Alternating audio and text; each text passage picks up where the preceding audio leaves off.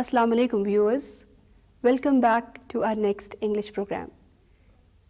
Today's program is about democracy, that is working of an assembly in a country.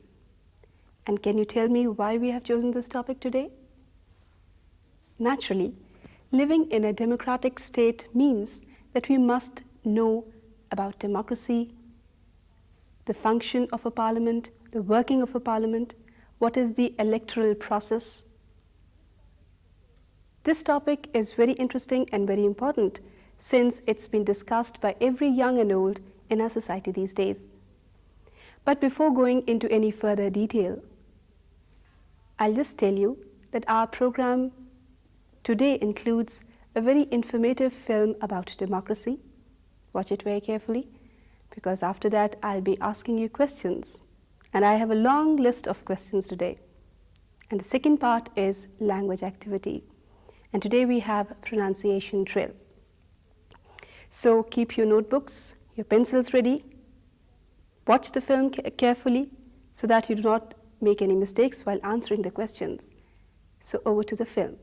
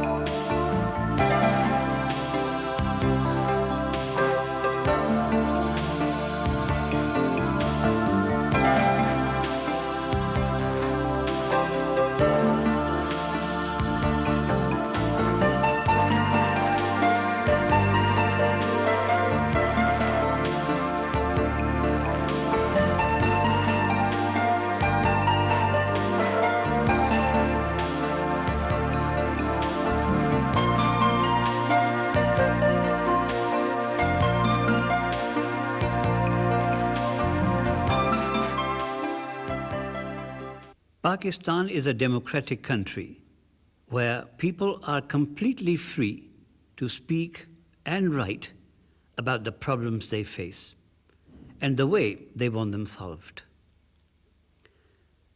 This is precisely what democracy is: government of the people, by the people, for the people. It means that the representatives of the people manage the affairs for the good of the people and the whole nation. Citizens can join any political party they wish to, and after attaining the age of 21 years, they can vote in the general elections to choose their leaders who will represent them in the National Assembly.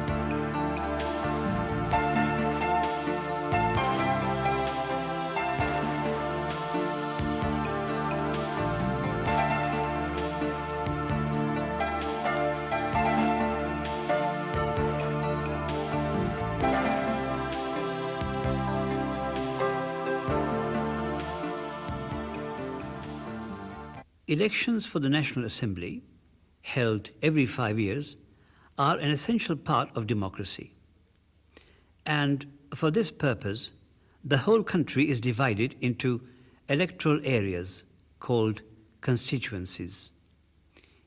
Each constituency elects one member who, after taking the oath, takes his seat in the National Assembly. Then the Speaker and Deputy Speaker are elected by these new members of the Parliament.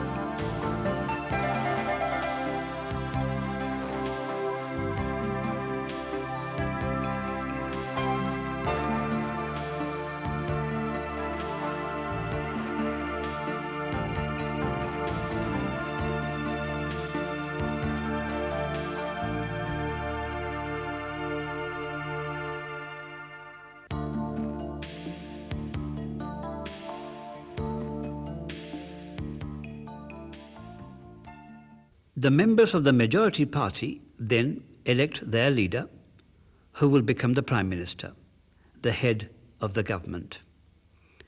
The Prime Minister selects cabinet ministers, who must be members of the National Assembly, so that they can be answerable to the Parliament for everything they do while they work as government ministers.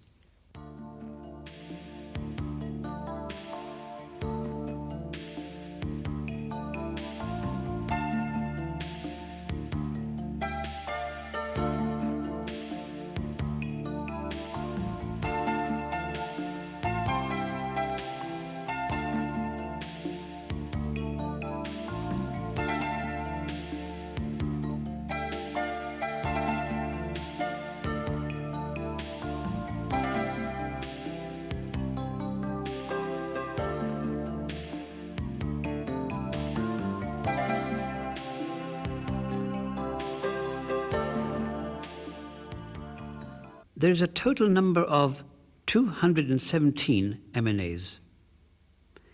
They all sit here. But let's begin with the Speaker. He opens and closes the debates, conducts the entire proceedings of the Assembly, and acts like a judge to protect the rights of all the members. That is why he keeps himself above party politics. Parliamentary proceedings begin with the Speaker and end with the Speaker, for he is constitutionally empowered to conduct the meetings and debates. He helps form the parliamentary committees, and often he brings order to chaos when the tempers get high. The leader of the House, the Prime Minister, with the cabinet ministers, take the front seats on one side of the House, while the opposition team of senior leaders occupy the front seats on the other side. The role of the opposition in a democracy is a vital one. As most of the legislation is introduced by the government, it becomes opposition's responsibility to protect the interests of the people. It is a check against the unnecessary ideological bias that may creep into the lawmaking, which should be in the national interest only. Public funds have to be safeguarded so that no misuse takes place. Such tasks given to the opposition strengthen democracy. When the House is in session, no one other than the MNAs can enter the Assembly Hall. But the visitors can watch the proceedings from the public galleries. And the reporters of newspapers and television occupy their special places in the press galleries. Now we come to the actual workings of the Parliament. All the elected members, as you see in the film, help the Parliament in making all the laws for the country. First of all, new legislation is introduced in this House for a general discussion. This proposed law is called a bill. In the next stage, the bill goes into the committee rooms. There, a small number of expert MNAs belonging to all parties examine every aspect of the bill. Then, in the third stage, the bill comes back to the whole House here. It is discussed again and then voted upon. After a majority decision, the bill can be sent to the upper house of the Parliament, called the Senate. It has 87 members who are elected by the provincial assemblies. Each provincial assembly has 19 seats. 8 seats are from federally administered tribal areas and 3 from the federal capital. The main task of the Senate is to examine the bills which come to it from the National Assembly. The Senate discusses the issues and may approve the bill, which will then become the law. On the other hand, if the Senate raises objections, the bill will be sent back for changes or redrafting. Like the Speaker in the National Assembly, there's the Chairman of the Senate. He not only supervises the debates, but also looks after the constitutional matters. And when the President of Pakistan is away from the country, the Chairman becomes the acting head of the state. The symbol of democratic federation is the head of the Constitution, the President of Pakistan. He is elected and stays in office for a fixed term of 5 years. Candidates seek nomination and contest an open election by the members of the Electoral College. It comprises the members of the Senate, National Assembly, and all the provincial assemblies of the country. This completes the process of democracy in a country. But the success of any system is based on the spirit and the power of its people, the voters. They, and they alone, are the carriers and protectors of democracy. Well, very interesting and very, very informative, wasn't it? Now you know what is democracy, how it works, what is the electoral process, how the president is elected, how the prime minister is elected, what about the elections of the speaker and deputy speaker, what is the working of parliament, and how a parliament is formed. With all this wide information, I come up with the first question. Are you ready? Okay. Question number 1. What was that nice sounding definition given in the beginning of the film about democracy? Good. The government of the people, by the people, and for the people. Second question is again very interesting and very informative. If you watch the film very carefully, can you tell me at what age a citizen can become eligible for voting? Well, I hope most of you will be very soon becoming eligible for voting. So can you answer this question? Good. Your answer is correct. At 21 years of age, a citizen is eligible for voting. Third question. What is a constituency? It is an electoral area that returns one MNA. Another important question, very interesting as well. How do we elect a new Prime Minister? The answer is the majority party MNAs elect the Prime Minister. So after watching, I guess now you know what is the role of the opposition in a parliament. So the question is, can you tell exactly why government legislation can sometimes be biased? The answer is, it may express only one party's political point of view. The next question, why is there a constitutional check upon the government? The answer is, to safeguard the use of public funds and to maintain a democratic parliament. We talked about democracy, we talked about National Assembly, and now we come to the functioning of the Senate. The question says, can you tell me how many members are there in the Senate? Yes, correct. There are 87 members in the Senate. Next, what is the chief function of the Senate? Yes, to approve bills to become the laws of the country. Well, dear students, I'm sure you know that mass media plays a very vital role in a democratic system or in a democratic state. So my next question is, can you tell me what role mass media plays in maintaining democracy? The answer is, it informs the members of the public about the entire working of the two houses. Well, our last question, last but not the least. The question is, how is the President of Pakistan elected? The answer is, he is voted by the members of the National Assembly, the Senate, and by all the members of all the provincial assemblies. Now we come to the pronunciation drill. Now, English language is difficult because either there are too many rules or there are too many exceptions.